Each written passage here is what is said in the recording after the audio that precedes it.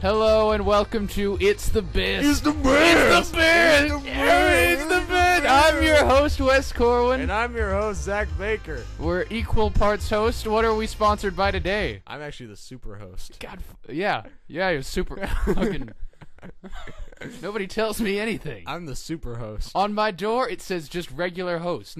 It doesn't say host. It says just regular host. I wondered why they did that. It actually says the same thing on mine. I just crossed it out and painted super in red paint above mine. You're a genius. So, when people come up to my door and they see, hey, this guy's a host, they see it like, oh, he's a super host. He wrote it on his door. Yeah. Just so there's no confusion. So I think now you get paid twice as much as I do, right? 3 times. 3 times, which is still 0. The extra cash I steal from the other people. What other people? We've created a ridiculous scenario. Other people is actually just a euphemism for you. Oh, right. All right, so this is our 80s episode. 80s. We're talking about 80s movies. Yeah, I was actually, you know what? I'm going to put up some 80s music to set the mood. Right, all right. I'm with you. And there's this particular 80s gem that I want to share with the 2 people that are going to listen to this podcast. I'm sorry. That's all I want to say right now. I feel like you can't understand the 80s unless you hear the song. Right. 80s episode podcast. Give it a fucking yeah. That's an incredible impression of Baltimore. Listen to that.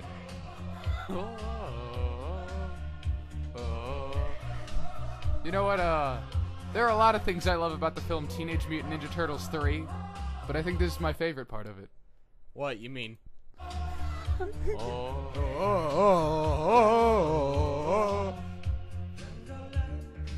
Look at that guy. He's so zany on that album cover. Yeah, I don't think he's ever been to a jungle. I don't even think he's been downtown.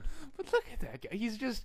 Look, how did his shirt end up unbuttoned? He's got to cover himself, and there are kisses on the wall next to him. But it looks like there's actually a slice down his abdomen, and you pry open his innards, and it's just leopard print organs. Baltimore is the most metal band ever. They have leopard print innards. What? Baltimore? That's just like... I mean, you picked that name as like just blast me in gay bars. That's all we're ever gonna be. Just that's what it is. Yeah. You could say the same thing about the name Electric Six, though, and they're pretty awesome. Electric Six are pretty awesome. Yeah. Although they're actually the only band that have a song called "Gay Bar." Yeah, that's fair. Well, every other band is like just references the fact that we're gay. Yep. Well, like Electric Six was so in your face, it's like, nah, they can't be gay. It's too obvious. Brilliant. Yep. Okay. Kind of like New Kids on the Block. They're so masculine that they can't possibly be. Are you being sarcastic? Masculine in what alternate new universe?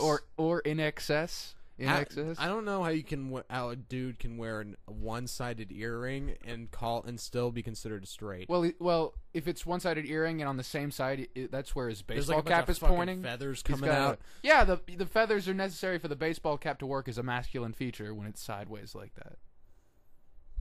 You look like a tranny mutant biker from a Mad Max film. Well, it was the 80s. That's very masculine, being the tranny biker from Mad Max. Yeah? Yeah, that dude was a man, that tranny biker.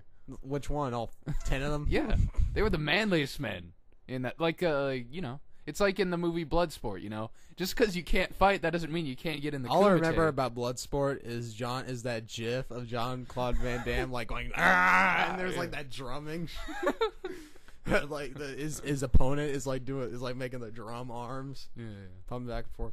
I remember the guy that like pointed and then went like the Undertaker with his thumb across it, and then got jump kicked to death immediately. I'm wondering why no one's ever done the full hand throat swipe, where they're like clawing their own ass, or they'll cut it open like a can of tuna, like be more elaborate because and have been done to death. Yeah.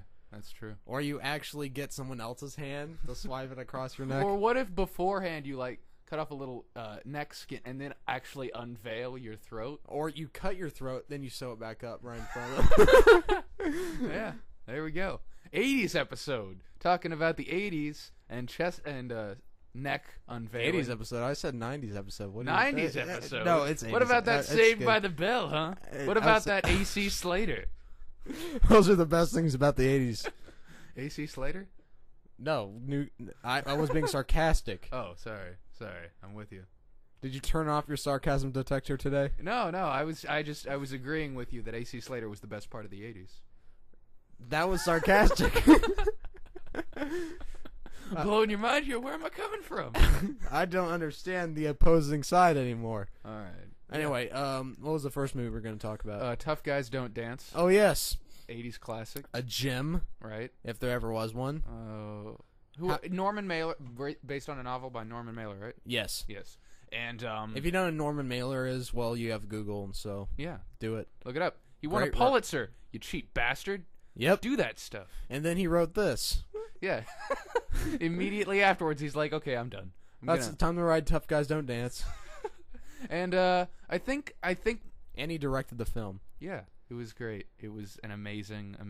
The thing about Tough Guys Don't Dance, I do that, but like it's really remembered for that one scene where he goes, "Oh God, oh man, oh God, oh man." But the entire movie is like that. Like you could Troll and Troll 2, they were like 2-minute scenes of badness, and then the rest was just kind of boring and weird.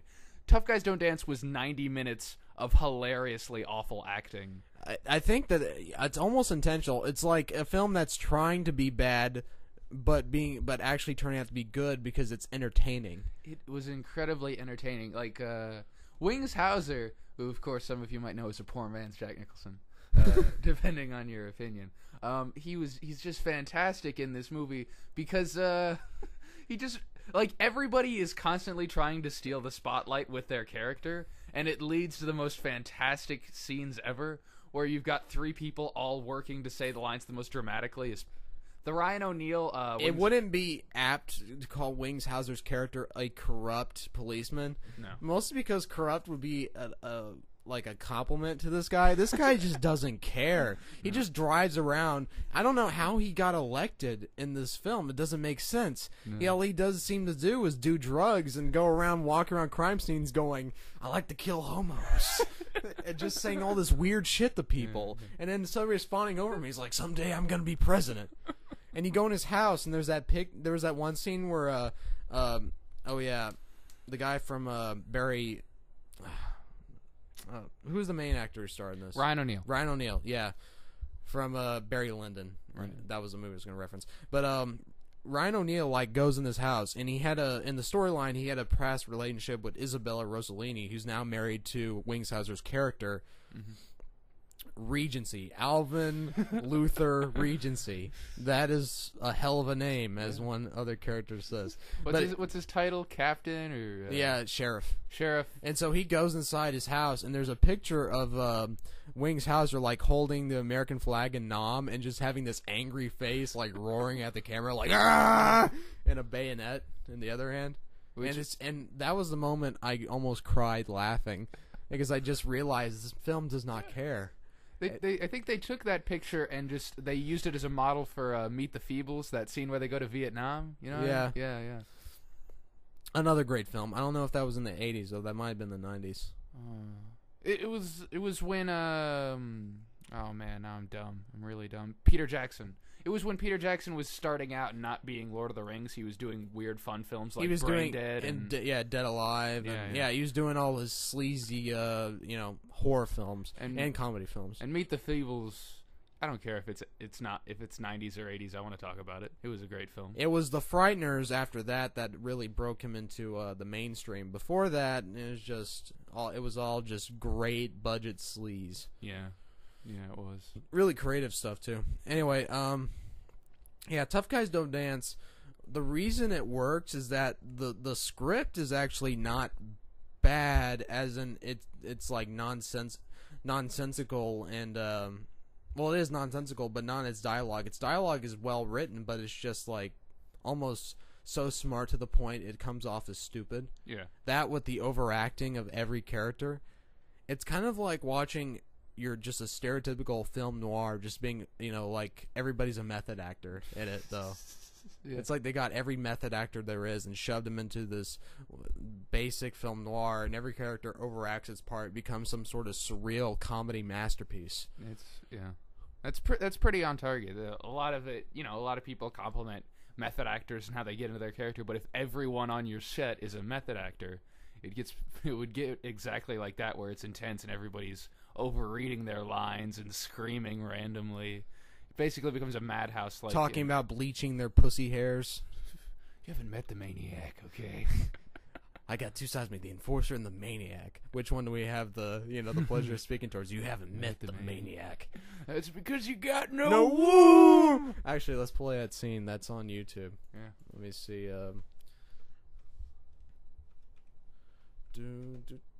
Tough guys don't dance. So we are also going to mention Roadhouse, because you can't really have an 80s films discussion without Roadhouse coming up eventually. No, suppose not. Patrick Swayze, Kurt Russell. Didn't he die? Yes, he did. yeah, that happened. I thought that was just your thing. I thought we wanted to bring it up and say, like, you can't talk about it, and we just did, so I was ready to move on. Really? You have nothing to say about Roadhouse? Well, then again, what hasn't been said about Roadhouse? Roadhouse is, Oh, yeah, here's that clip from Tough Guys Don't Dance, a masterpiece for the ages.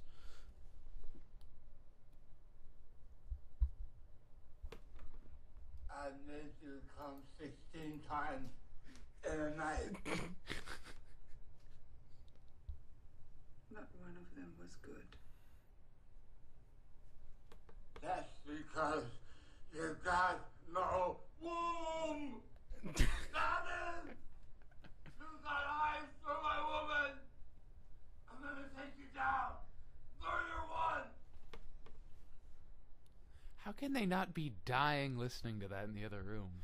Well, the best part is Lawrence Tierney, who's the straight man of the film, and he talks in the same voice, like, I'll finish him. I understand him.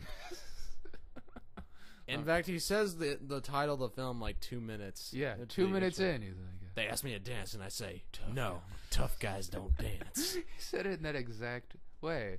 Like, sometimes your film needs somebody to, like, act a little bit less than everybody else, and none of them were willing to make that concession. Especially not Lawrence Tierney, who, I don't know, did this beget Reservoir Dogs character voice?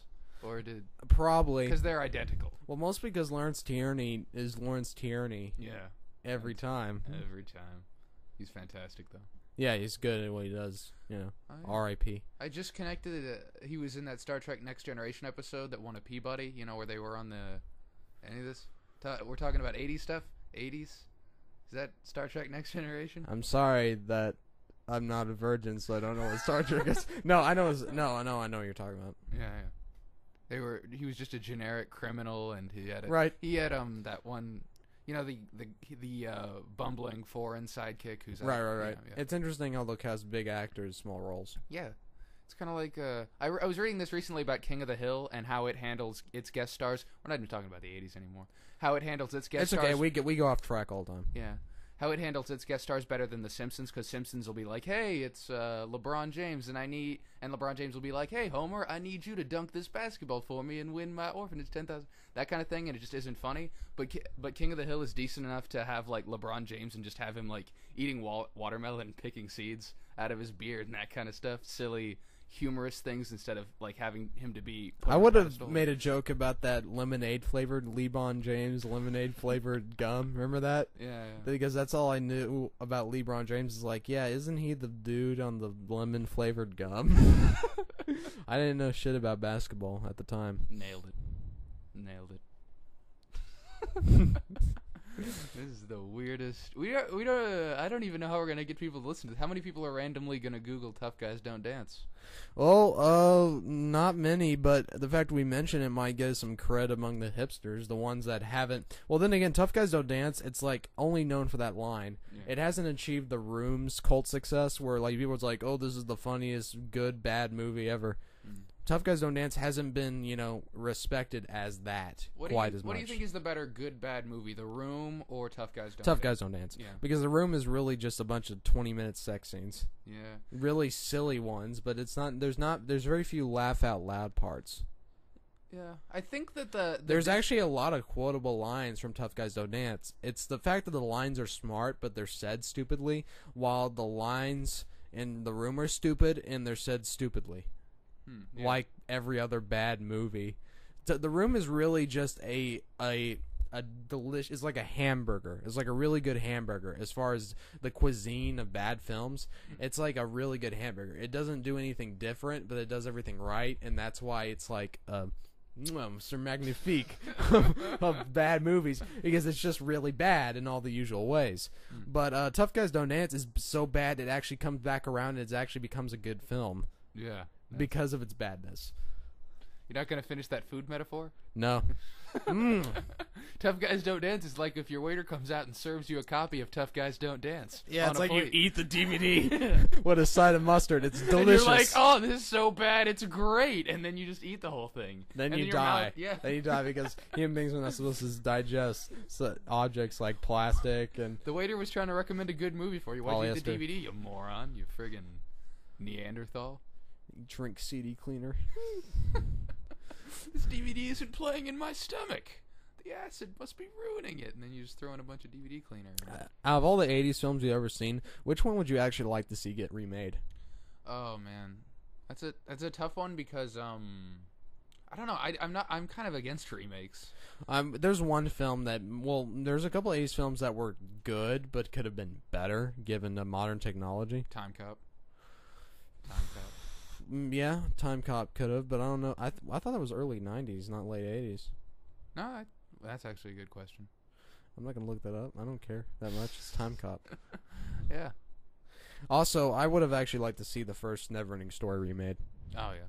Mostly because they probably make it closer to the book if they remade it. Although I would say that they should keep the design and look of the original film, but just, or they can make a sequel, like an actual decent sequel. Because every sequel that came out after the first film was, it was shit. It was awful. But at the same time, aren't you afraid that if they remake Neverending Story, they're gonna abandon the whole like natural special effects and go with an overblown CGI budget? They're gonna have to do CGI for some, because I had a lot of interesting ideas. Like I had to think out what would be a sequel be about, and I had this idea of Bastion being an adult, and his own kid goes to Fantasia, and he follows after him. Mm-hmm. I had planned for the Gamork to come back and be the villain this time, and he'd be like a wolf head on a huge robotic body. Where does Jack Black's character fit into all this? From Neverending Story 3? Jack Black's no. Jack Black's The character. nasty Maybe camera we parents. can make bad things happen to him. But anyway, I had Bastion like it becoming partially an action film like him, because in the second film, like the father finds the book but he can't go into Fantasia. Mm-hmm. So it's kind of like a boner killer at that point. So I wanted is like, yeah, he goes after his son, he like kicks up a sword, is like fighting the monsters. Fantasia would be awesome. Yeah. It'd take like 800 years after the first book, so like Atreus, like there's a statue of him, but it's all his, and he, it'd be interesting. Yeah, it would.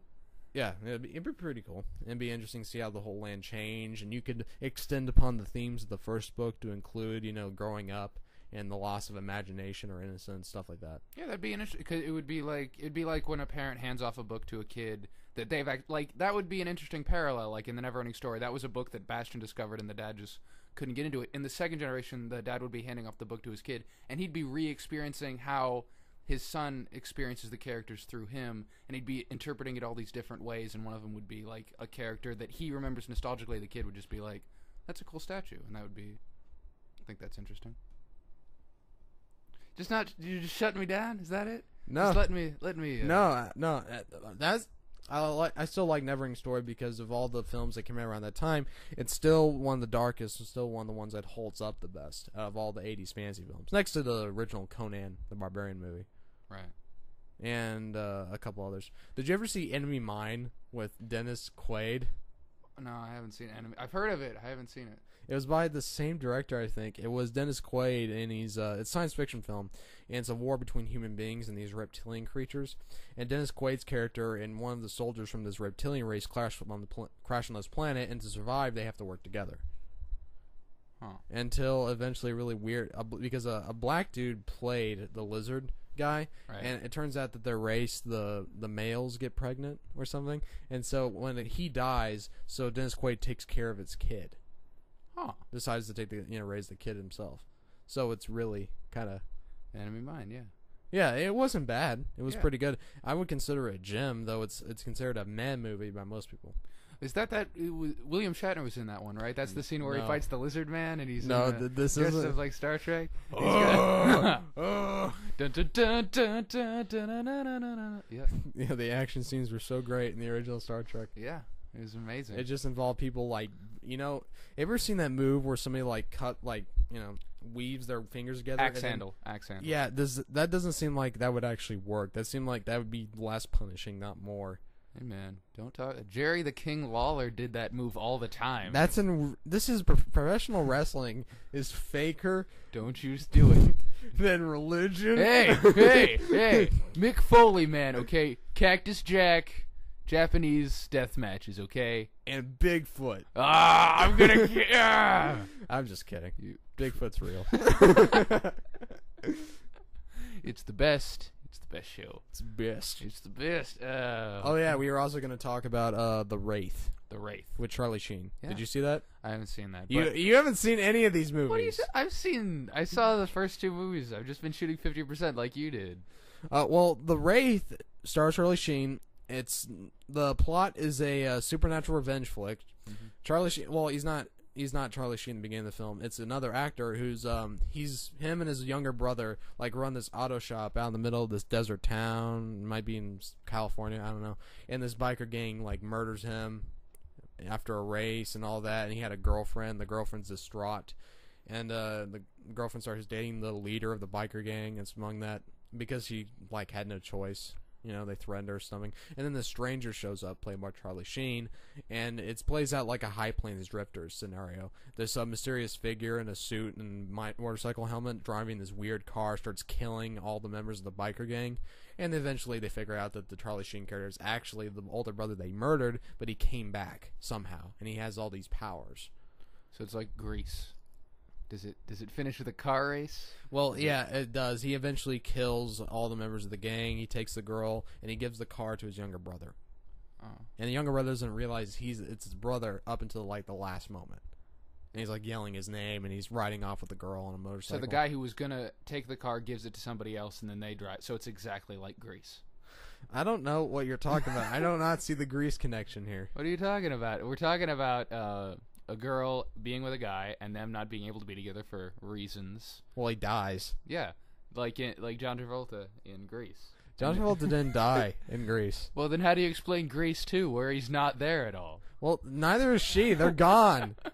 How can you? Did you not see Grease 2? No, I'm sorry. I must have missed out on that one. Reproduction. Grease was also an 80s film. Oh yeah. Yeah, it's a horrible movie. Why do so many people like that? I guess it's the music. It's the same reason that and actually no. I was gonna say it's the same reason people might develop a cult following for Rock of Ages, but that movie was horrible. I'll never cry in front of you. I can't remember the name of that song, but it was a goofy movie. Overall. Goofy movie? It was a goofy movie. It was a goofy movie. What would you say? It was an extremely goofy movie? I actually liked both of those films. Those were actually. I have both those films. Yeah, on did you VHS. notice how Bigfoot was dancing to the Bee Gees? I Staying can Alive. tell by the way I use my walk. I'm a woman's man. No time to talk. Yep. I like my music loud, my women warm. I've been Been kicked around since I was born, but that's all right. It's okay. You can look the other way. Yeah. We can try to understand. Blah blah. I'm pretty blah, sure blah, Big blah, Show, blah. I'm pretty sure Bigfoot exited stage right before we got to that part of the song. The best part of the Goofy movie was when the possum amusement park scene. Yeah. Who's your favorite possum? I think he flipped off the possum after he slapped his mask around. Yeah, I think you might have. That actually, let's look at that. I think it's that scene. But I couldn't watch the Goofy movie for when I was a kid. That the scene in the cemetery fucking scared me. Which scene in the cemetery? The starting one where he's with Roxanne. And, the dream sequence. Yeah, and he slowly turns into. That's fun. That was hilarious. He doesn't. That was fucking dramatically shot when I was a kid. That was intense to me. I eventually got over myself. But how old are these kids anyway? Are they 18? I think they graduated high school, so 18. 17. After today, my blood, I'm gonna lose my virginity. Is this it? Yeah. Maybe it is. Anybody else find it weird that in the Disney universe of a Goofy movie, the biggest music superstar of all time is Vanilla Ice? Is Prince? It was Prince? No, it was Tevin Campbell. He was in the New Jack Swing movement. Really? Yeah. Tevin King. So they got a washed-up R&B singer. We're just gonna have this playing in the background of our discussion of Goofy movie.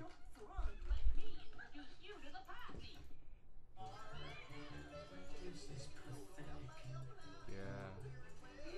Oh, God. What the fuck is that? Yeah, that was fun. How much acid were they doing when they filmed this scene?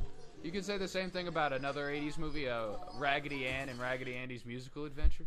You're just stealing movies from every list Nostalgia Critics ever done. What? I've actually seen that one. That's why I listened. You've actually seen that movie? Yeah, why haven't you? I don't know. It's I watched a fantastic film. It's really? Like, yeah, it was. You know, you already know. It was directed by the same person that did Roger Rabbit. Who framed Roger what? Rabbit. You didn't? I did not know that. Yeah. What was it? Actually had a the guy decent storyline and character development? No.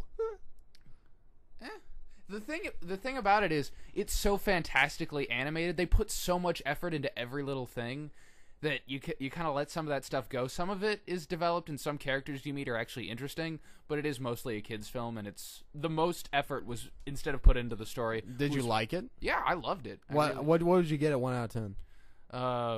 7, 6.5.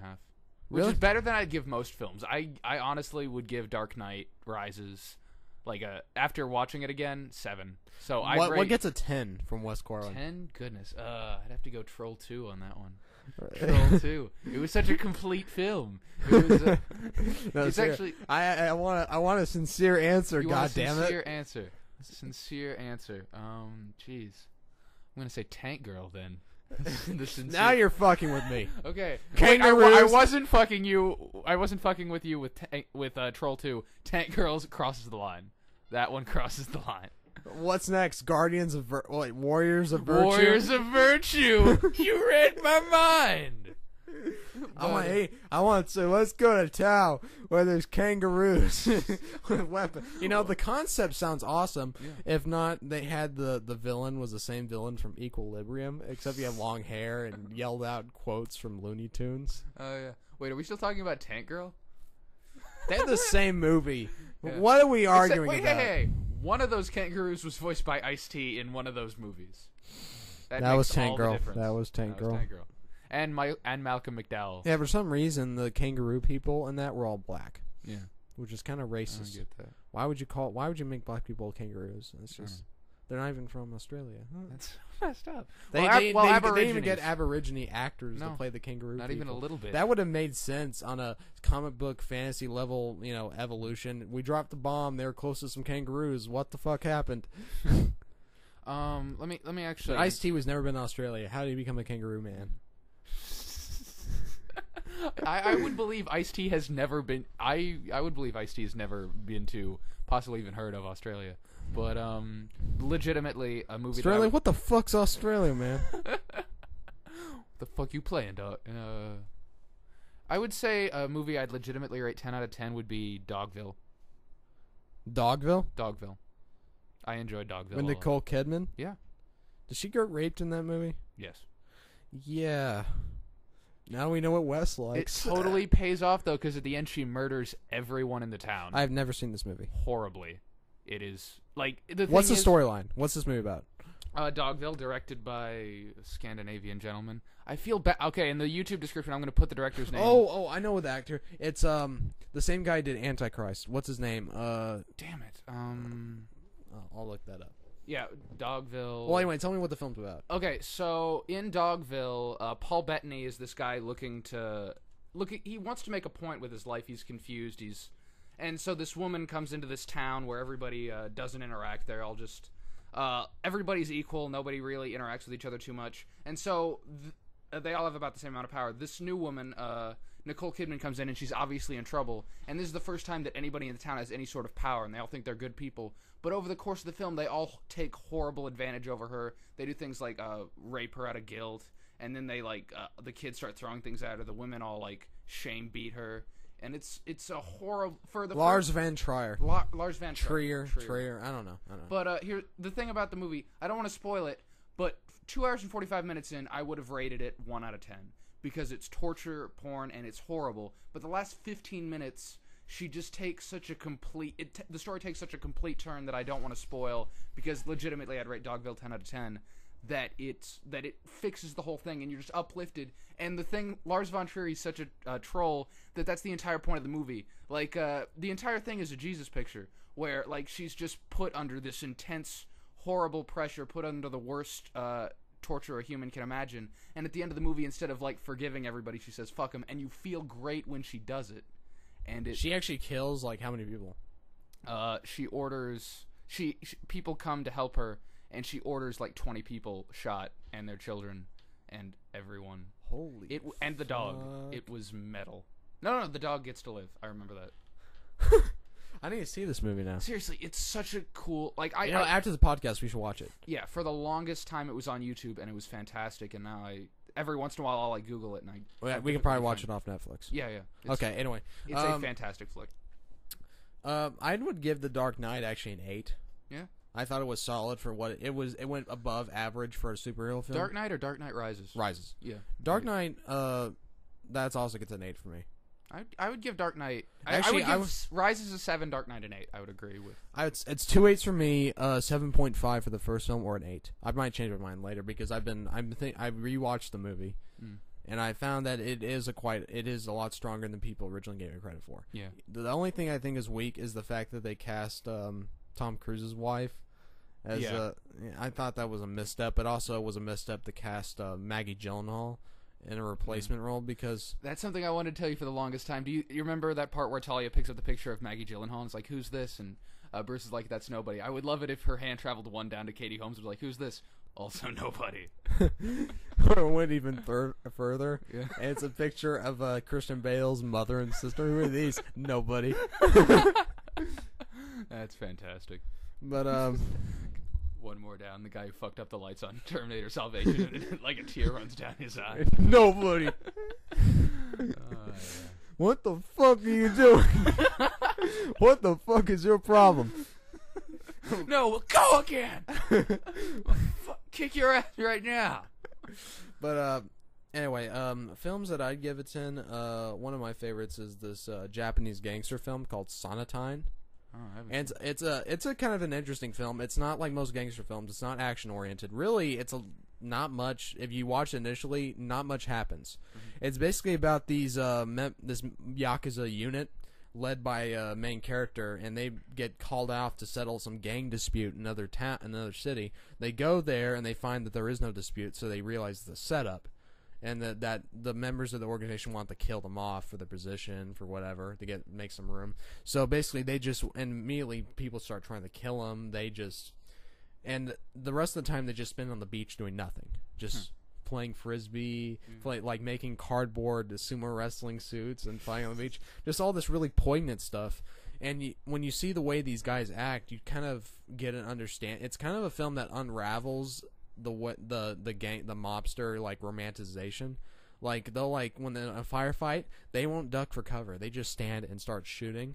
They don't care if they live or die. They just have such a little regard for their own lives that they're just numb. Wow. In fact, one character, he loads his gun. He plays just Russian roulette with himself just all the time. He imagines killing himself. Is that he even meets a girl and they start he start fucking and he doesn't feel anything. It doesn't bother him. Doesn't even matter to him. Wow. And in fact, at the end of the film, he blows his brains out. Yeah. And that's how the film ends. He corners all the guys who want him dead. He shoots them all down with AK-47. Then he drives out near the beach and blows his brains out. And that's the film. Jeez. And so it just shows how meaningless that there's just that because they've crossed that line, they've killed so many people, and they've always been in danger of being killed themselves. They just don't live for anything anymore. And that's the problem with that philosophy, is that you kind of lose the will to live at all. Wow. I want to see that. Sonatine. Yeah. Okay, you're gonna have to write that down so I put it in the YouTube description so I can. Yeah. So other people can find it because I actually want to see that. Yeah, and the Goon. Goon's The a Goon. 10. The Goon. Oh yeah, I would rate the Goon a 10. I would rate the Goon like a 9, just because. Actually, I don't know if there was anything wrong with the. It's there's no flaws with the film. It's actually kind of flawless. For the reference, the Goon, Sean Just William Goon, Scott, just Goon. Jay Bruegel. Oh, Goon. It's just called Goon. Yeah, The Goon's a CGI anime film that's coming out. Jay Bruegel. Yeah, it is. Jay Jay Bruegel. Yeah. Liev Schreiber. This is legitimately a fantastic film. Yes. I'm surprised it hasn't gotten more attention. No, it was like the thing is, you're I guess people don't give Sean William Scott a chance most No. of the time. He actually has some chops It when he's didn't- playing the right character. It He didn't plays help a great that he hit. was the third most famous person in Cop Out, which was awful. But at the same time, like nothing against Kevin Smith, but Cop Out was awful. But I thought it was a decent cop film at best. you really want to take Cop Out side on this one? No, I don't. I'm sorry. I That's won't. okay. I won't speak again, Master. But Goon was a tremendous film. It took everything about sports movies and just played it. It was almost like Thanksgiving for horror in that it played all the sports elements straight, and instead of just having instead of forcing a character through development, it just kept him the same incredibly nice guy and just made the whole scenario really. It made how people. It's kind of like Drive, where it's less about how the character changes or develops, but more like how other people around him react to his presence. Yeah. Like he himself is a force of nature, and everybody else has to bend or change when in his approach. Mm-hmm. That's how Drive was. The driver is the same guy in the beginning and at its end. It's how everybody reacts to his presence. That's the film. And when you have a movie where your character is a force of nature, it's a serious action movie when the character just doesn't speak. He doesn't think too. Well, he thinks, but he doesn't speak too much. He's a legitimate force of nature. Also, if you want to see Drive, but because Drive was a lot of style, and if you want to see a film that's a more human Drive, then Feith with James Caan. Feith with James Caan. Have you seen it? I haven't seen that. That is one of Michael Mann's earlier films in the 80s. Masterpiece. Yeah. One of the greatest films I have ever seen. Go see it if you haven't seen it. It's like it's a perfect film. Wow. It's like seeing The Godfather the first time, seeing Thief. It's great. Wow. It's a very simple film. It's about basically a guy who's a professional thief. He works in private jobs. He doesn't want to work with criminal organizations because you know how when you get involved with criminal organizations, if you owe them something, they own you. Yeah.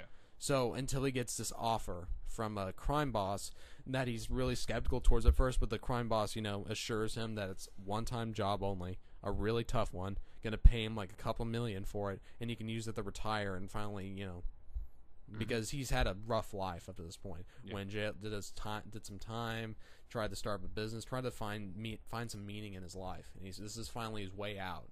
He's done. He does the job. He's done. That's what he says, but it's never that simple. And that's all I'll say about the movie. Go see it.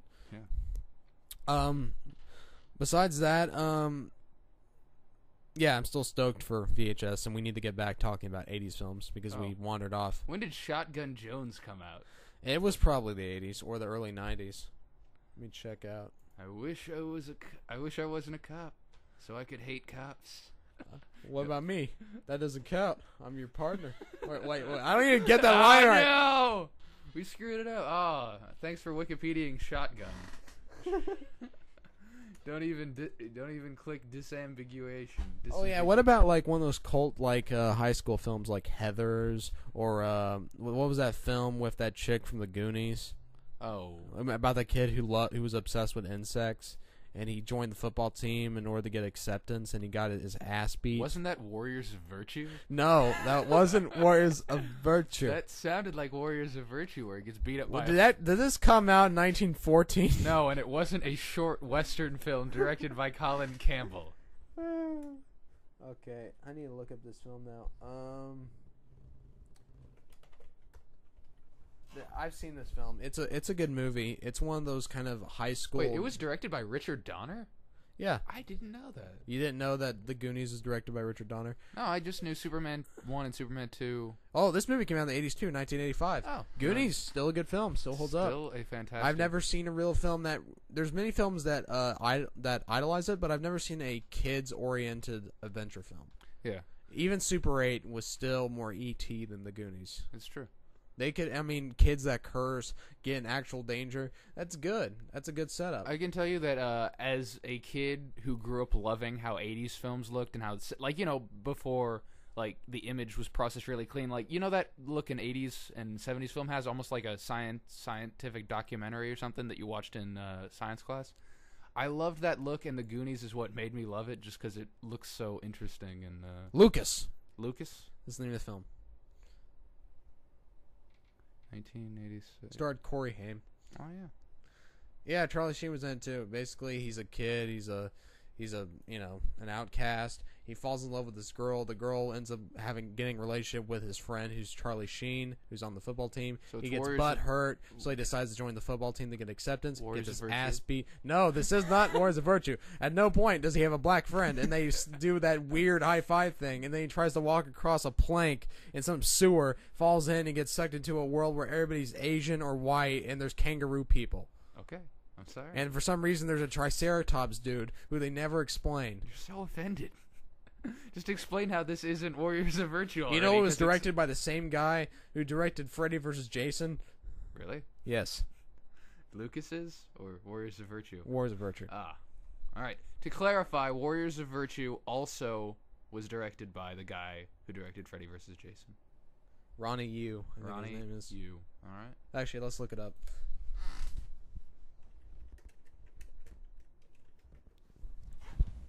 It's the best. Today is brought to you by Wikipedia and apathy. Yep, he did Bride of Chucky, Warriors of Virtue, Fearless. That's interesting. That's a good movie. Once Upon a Time. Oh wait, no, it's not that Fearless. It's the one with Jet Li. Li. It's not the one with Jeff Bridges. I'm sorry, I got those confused. That's okay. What did he make a single good movie? He Warriors of Virtue. It's all Chinese films before. Oh, he did the It's a Mad Post World 2. Bride with White Hair, Phantom Lover. Wow, his American films are bad. Yeah. Although Freddy vs. Jason wasn't a bad film for what it was. Mm. Oh yeah, the 51st State. I remember that. You ever see that? I haven't seen this. It's a bad film. It's basically Samuel L. Jackson plays a guy who basically wants to sell this drug he's created. It's like the most powerful hallucinogen in the world. He wants to sell it to these British gangsters, but his old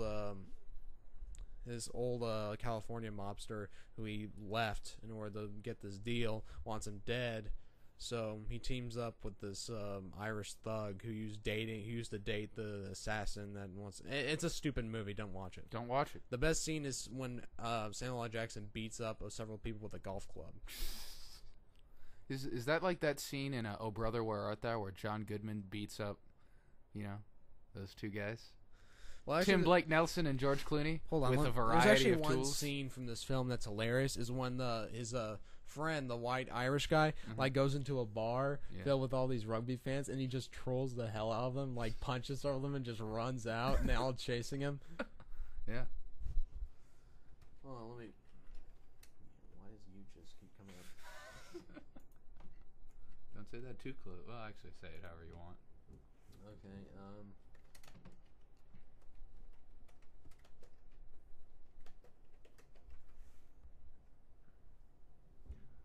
We should probably be saying things into the microphone while we're searching these things, so there's Yeah. a lull in volume. Yo, hold up. POS 51. Comes in blue or race car red. No, that's not the right scene. Darn, I was curious. Comes in blue or race car red? Felix de Souza is the name of this character.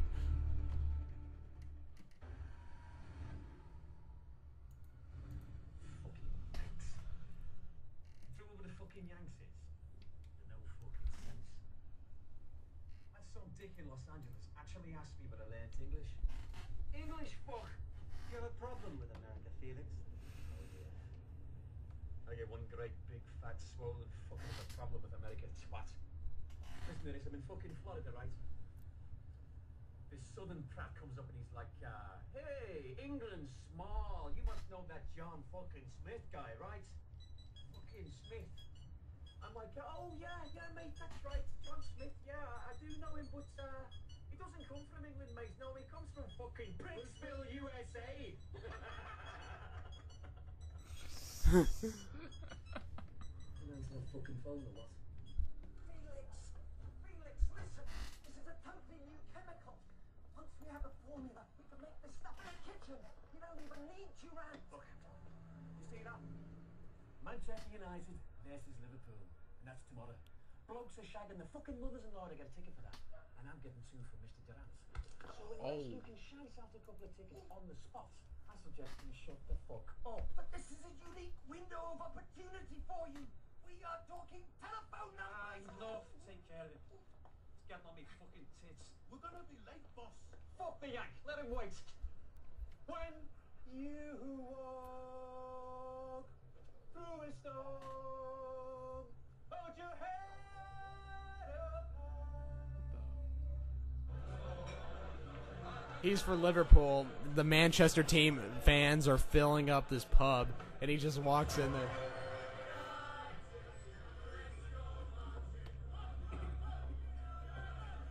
Boys and girls of Manchester, just popped over from Liverpool to invite you to a little game of footy tomorrow afternoon. But I'm fucking fucked if you're missing it. Whoa.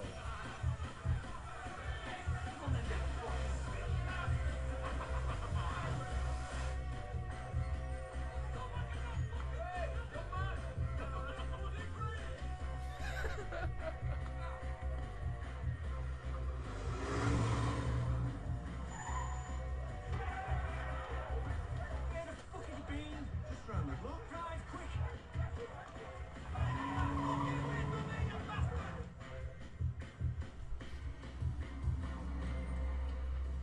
And that was the scene I was talking about. Well, that was delightful. Yes, it was. Let me ask you, do you think on this show we should do a segment where you curate Seinfeld episodes? We just leave them on mute and you explain what's happening in the scene? Are you trying to make some point? No, that was entertaining, and I feel like the best way to do it is to have a show about nothing where you just explain what every character is doing in sequence, and then leave a couple awkward pauses where we can record what's going on, and then we'll mute it when you're talking so that people don't miss out on the experience of you explaining the scene and setting it up. It feels like you're being sarcastic right now, but I'm not quite sure. I don't know what sarcasm means. I think this is a legitimately good opportunity. Do you think if they remade the Neverending Story, they should keep the original theme song, or should they like update it? They're gonna update it no matter what if they do remake it, and that might be for the best. Yeah. It's nothing against the original theme song. I still listen to the original theme song, but you know, like anything, if it would feel lazy. Yeah.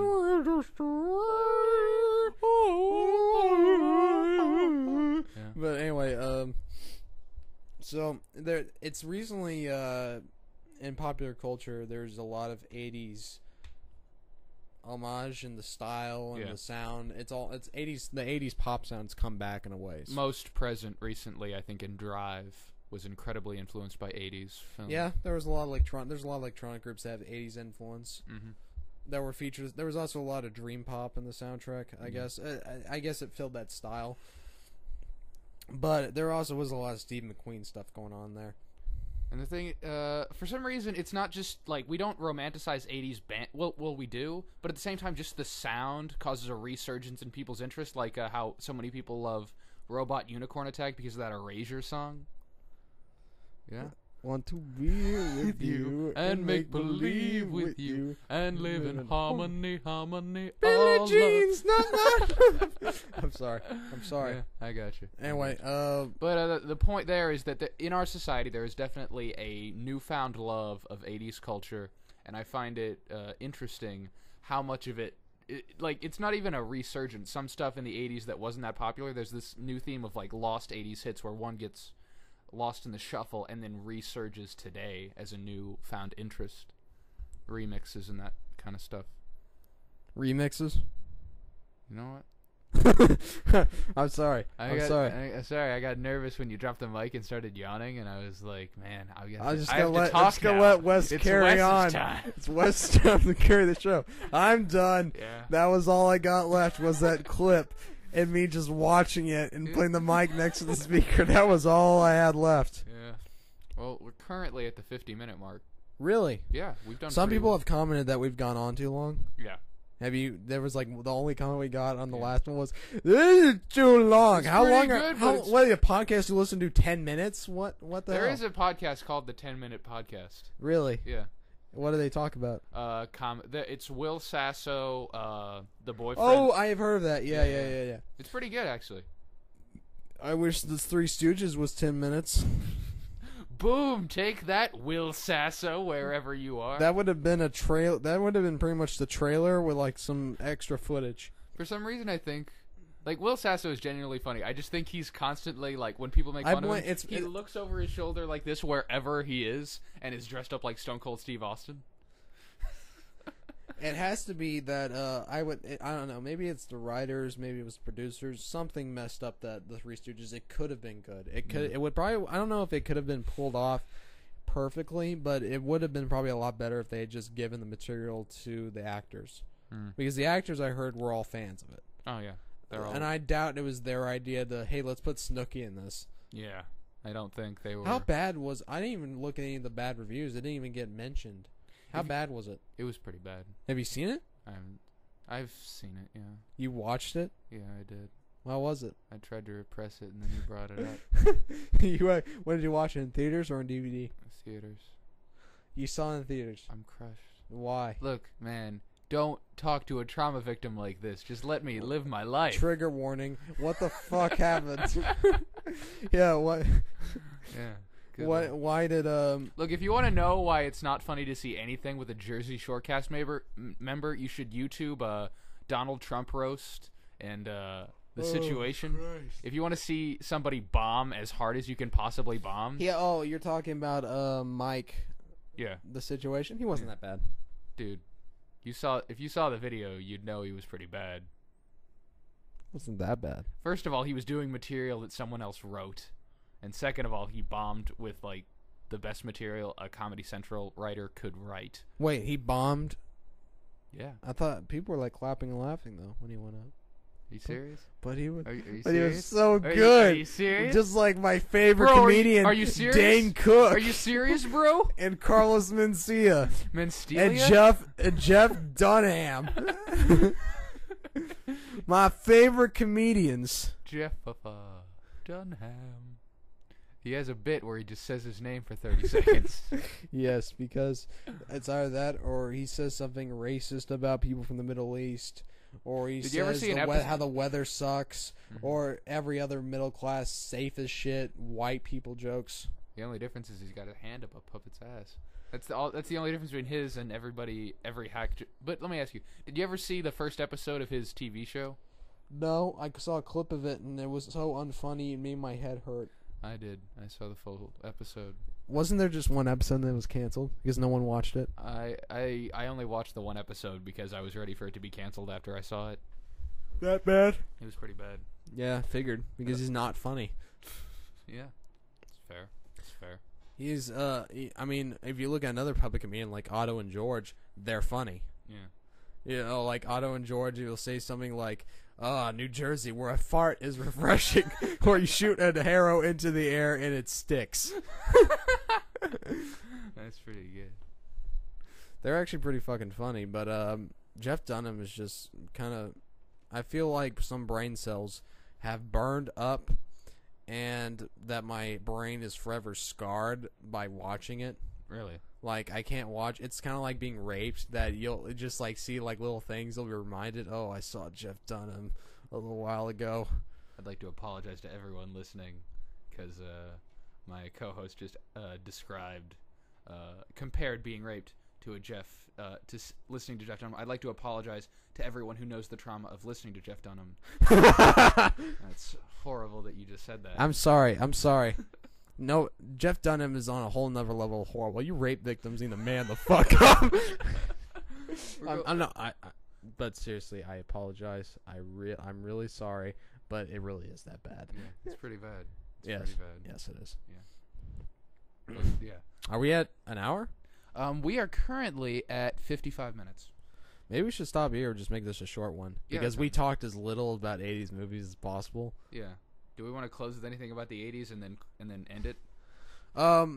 Overall, the 80s film, I would say that as far as genre films goes, the 80s took more chances sometimes with the material, while modern, especially in our horror films, We didn't talk about Highlander at all, or horror films, or Steven Seagal. we need to continue this in the next podcast. Yes. Well, in next podcast we cover much more. We'll cover 80s horror films, 80s genre movies, Highlander, Evil Dead, all of it. We'll talk more about that. We'll talk about how the 80s horror films has differed from how horror films are made today. Yes.